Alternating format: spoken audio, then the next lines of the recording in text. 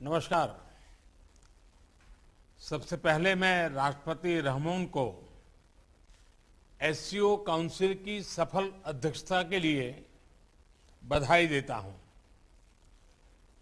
Tajik presidency ने चुनौतीपूर्ण वैश्विक और क्षेत्रीय माहौल में इस संगठन का कुशलता से संचालन किया है। ताजिकिस्तान की आजादी की 30वीं वर्षगांठ के इस वर्ष में मैं पूरे भारत की ओर से सभी ताजिक भाई बहनों को और राष्ट्रपति रहमोन को बहुत बहुत बधाई और शुभकामनाएं देता हूं। एक्सेलेंसीज, इस साल हम एससीओ की भी 20वीं वर्षगांठ मना रहे हैं। यह खुशी की बात है कि इस शुभ अवसर पर हमारे साथ नए मित्र जुड़ रहे हैं। मैं ईरान का एससीओ के नए सदस्य देश के रूप में स्वागत करता हूं। मैं तीनों नए डायलॉग पार्टनर्स सऊदी अरब, इजिप्ट और कतर का भी स्वागत करता हूं। एससीओ का एक्सपेंशन हमारी संस्था का बढ़ता प्रभाव दिखाता है। नए मेंबर और डायलॉग पार्टनर से एससीओ भी और मजबूत और क्रेडिबल बनेगा। एक्सेलेंसी, एससीओ की 20वीं वर्षगांठ इस संस्था के भविष्य के बारे में सोचने के लिए भी उपयुक्त अवसर है। मेरा मानना है कि इस क्षेत्र में सबसे बड़ी चुनौतियां शांति, सुरक्षा और ट्रस्ट डेफिसिट से संबंधित है और इन समस्याओं का मूल कारण बढ़ता हुआ रेडिकलाइजेशन है। अफगानिस्तान में हाल के घटनाक्रम ने इस चुनौती को और स्पष्ट कर दिया है। इस मुद्दे पर एससीओ को पहल लेकर कार्य करना चाहिए। यदि हम इतिहास पर नजर डालें तो पाएंगे कि मध्य एशिया का क्षेत्र मॉडरेट और प्रोग्रेसिव कल्चर और वैल्यूज का एक प्रकार से गढ़ रहा है, किला रहा है। सूफीवाद जैसी परंपराएं यहां सदियों से पनपी और पूरे क्षेत्र और विश्व में फैली।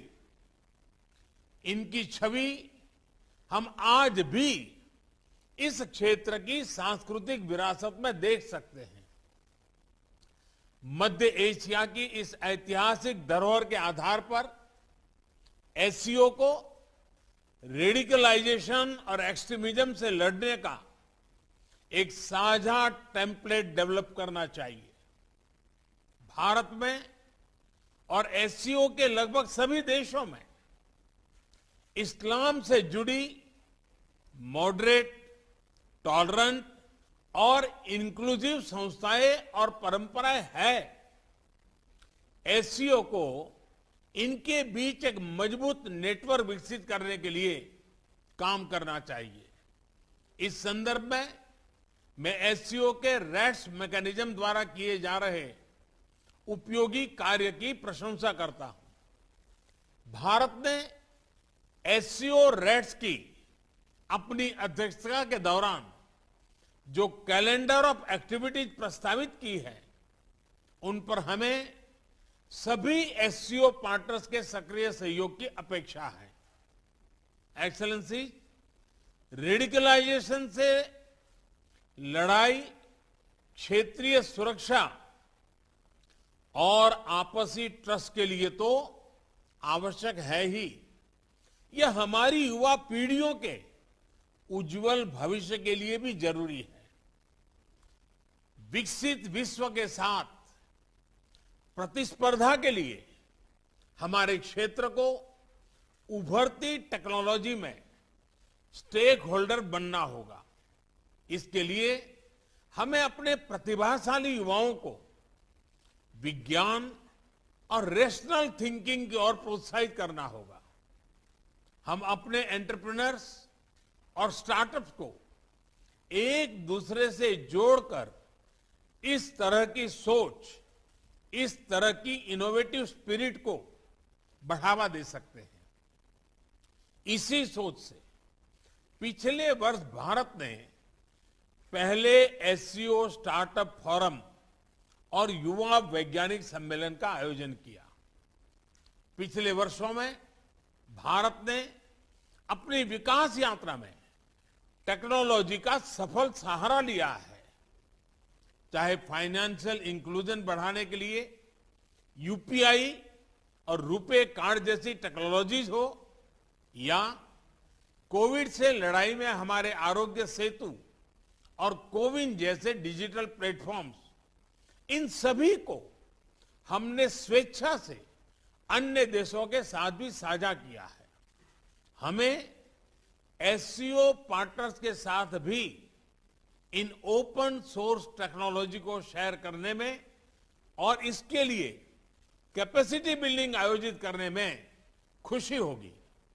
एक्सेलेंसी, रेडिकलाइजेशन और असुरक्षा के कारण इस क्षेत्र का विशाल आर्थिक पोटेंशियल भी अनटैप रह गया है।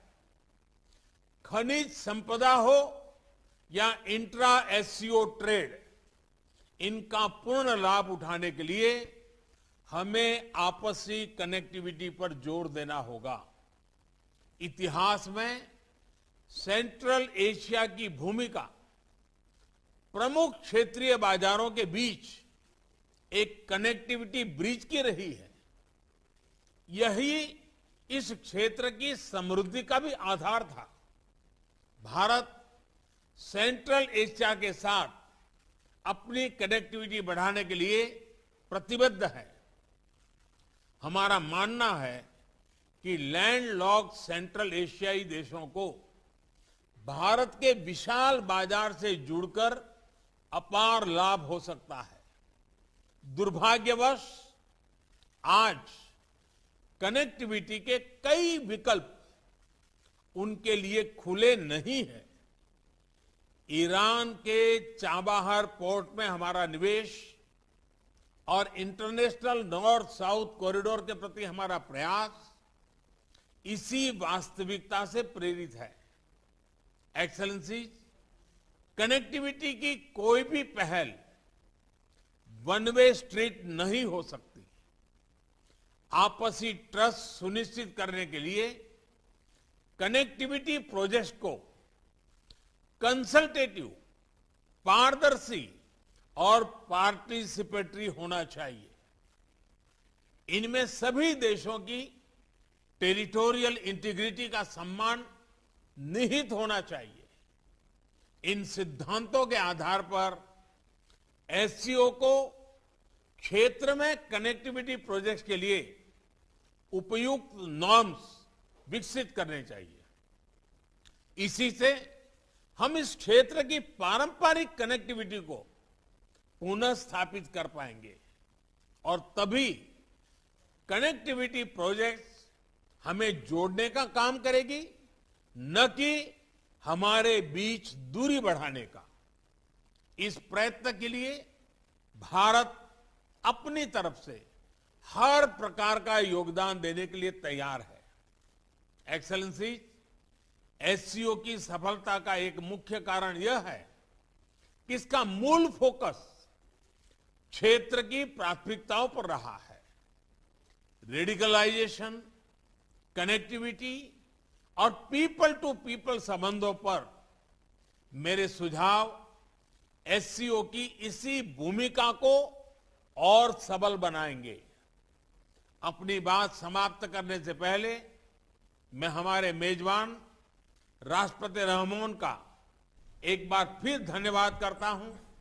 उन्होंने इस हाइब्रिड फॉर्मेट की चुनौती के बावजूद इस सम्मेलन का बेहतरीन आयोजन और संचालन किया है। मैं आगामी अध्यक्ष उज्बेकिस्तान को भी शुभकामनाएं देता हूं और भारत के सहयोग का आश्वासन देता हूं। बहुत बहुत धन्यवाद।